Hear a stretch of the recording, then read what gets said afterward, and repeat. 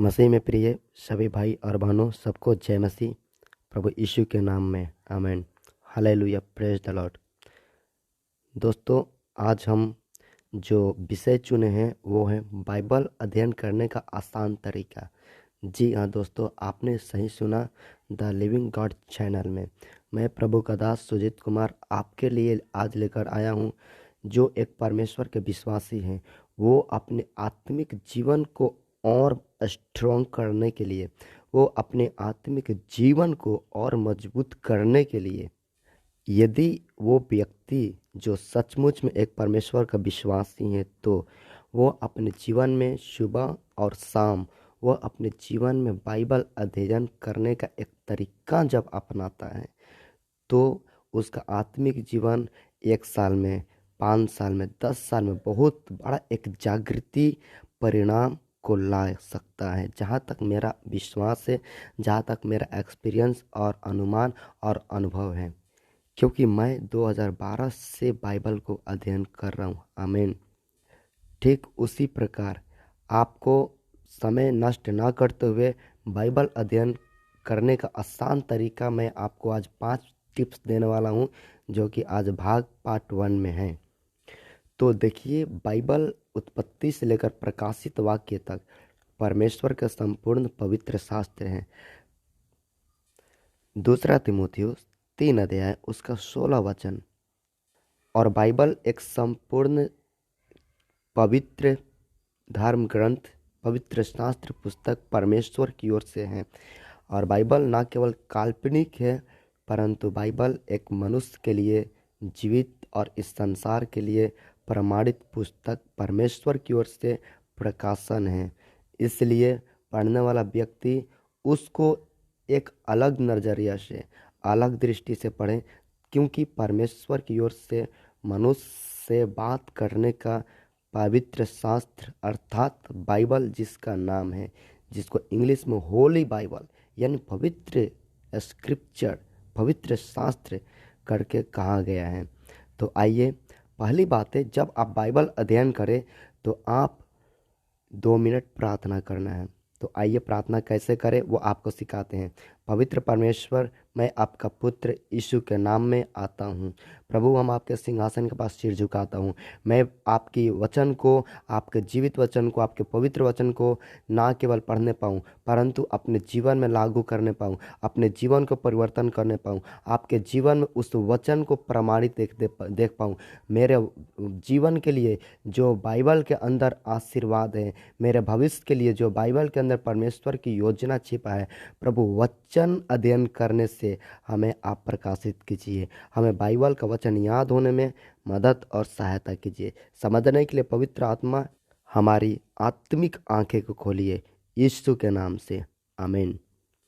पहली बातें जो आप कर चुके वो है प्रार्थना। ओनली 2 मिनट के लिए प्रार्थना करना है। फिर चलिए हम दूसरी बात की ओर बढ़ते हैं। पहले आपको 2 मिनट के लिए प्रार्थना करना है। सेकंड, दूसरी बात तो आपको क्या करना है, आपको पूरा फ्रेश यानी गोड़ धोकर परमेश्वर के वचन को उठाना है। एक खुला हृदय के समान परमेश्वर के वचन के सामने आना है। एक खुली हृदय को लेकर आना है, खुला हुआ आंखें, यानी एक पूरा अच्छा समय में और एकांत समय में और नोटबुक के साथ वचन को अध्ययन करना है। तो इस तरह से आप खुली हृदय, खुली आंखें और गोड़ हाथ धोकर फ्रेश होकर, ताकि वचन को सही समझ में आए, और एकांत समय में और नोटबुक लेकर बैठे, ताकि वचन आप सही तौर से समझ पाएँ। और जो वचन में आप प्राप्त कर रहे हैं उसको आप नोट जरूर करें। उसमें हो सकता है परमेश्वर आपसे बातचीत किया हूँ, उसमें हो सकता है परमेश्वर आपको कुछ वायदा देता हूँ, उसमें हो सकता है आपके लिए कुछ परमेश्वर एक विशेष प्रकाशन देता हूँ। इसलिए डेट के अनुसार, दिनांक के अनुसार उसको वचन में नोट अपने डायरी में कर सकते हैं।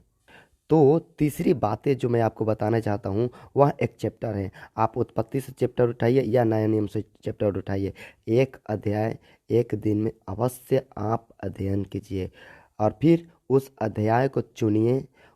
चौथी बात में आपको जो करना है, उस अध्याय को जब तक समझ ना आए तब तक एक बार समझ नहीं आया फिर 2 बार पढ़िए, 2 बार समझ नहीं है 5 बार पढ़िए, जब 5 बार समझ नहीं आता 10 बार पढ़िए। इस तरह से आप उसी अध्याय को केवल 5 बार 10 बार जब तक समझ नहीं तब तक आप पढ़िए।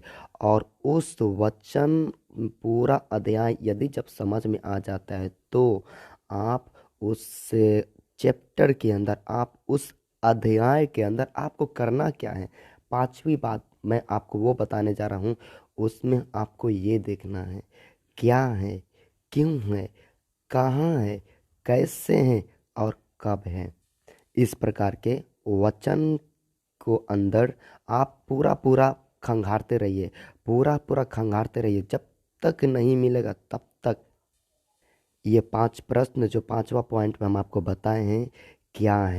मान लीजिए आप यूहन्ना के पुस्तक 3 अध्याय उसका 16 वचन, वहाँ पर आपको याद है क्योंकि परमेश्वर ने जगत से ऐसा प्रेम किया कि उसने अपने इकलौता पुत्र को दे दिया ताकि जो कोई यीशु पर विश्वास करे वो नष्ट ना हो परंतु अनंत जीवन पाए। तो आप उस वचन को अध्ययन कैसे कर सकते हैं, उस वचन को याद करके नोट करके आप अध्ययन ऐसे कीजिए, परमेश्वर का पुत्र कौन है, तो यहाँ पर कौन आ रहा है। फिर दूसरा प्रश्न कर सकते हैं, परमेश्वर ने क्यों प्रेम किया, परमेश्वर ने कब प्रेम किया, परमेश्वर कैसे प्रेम करता है, परमेश्वर प्रेम करने के कारण क्या क्या हमारे लिए किया। ये सारे प्रश्न के साथ आप अच्छा तरह से एक विश्वासी अध्ययन कर सकता है। इसलिए प्रिय भाइयों और बहनों, आप जो मैं परमेश्वर के वचन को लेकर आपको बताया हूँ, फिर वहीं 2 तीमुथियुस 3:17 में लिखा है ताकि परमेश्वर का जन सिद्ध बने। आप पूरा पूरा परफेक्ट होना तो पवित्र शास्त्र बाइबल को प्रतिदिन अध्ययन करना, प्रतिदिन सुनना, प्रतिदिन परमेश्वर के प्रचार लोगों के द्वारा संदेश परमेश्वर के दासों के द्वारा सुनना बहुत जरूरी है। इसलिए मैं आज जो बाइबल अध्ययन करने का आसान तरीका, पहला 2 मिनट प्रार्थना करें, फिर एकांत समय के साथ, फिर तीसरा में एक चैप्टर को चुने, चौथा में फिर बार बार उसको जब तक समझ में आए तब तक पढ़े, 5वां में एक प्रश्न के साथ उस चैप्टर को पूरा खंगारते रहिए। आपके अंदर पूरा दिमाग में बैठ जाएगा। परमेश्वर आपको आशीष दे। सबको जय मसीह। वचन सुनने के लिए धन्यवाद। आप अपने जीवन में बाइबल अध्ययन करने के लिए और आगे बढ़िए। मैं आपको फिर मिलूँगा बाइबल अध्ययन करने का आसान तरीका पार्ट 2 में। तब तक के लिए जय मसीह। प्रभु आप सबों को आशीष दें।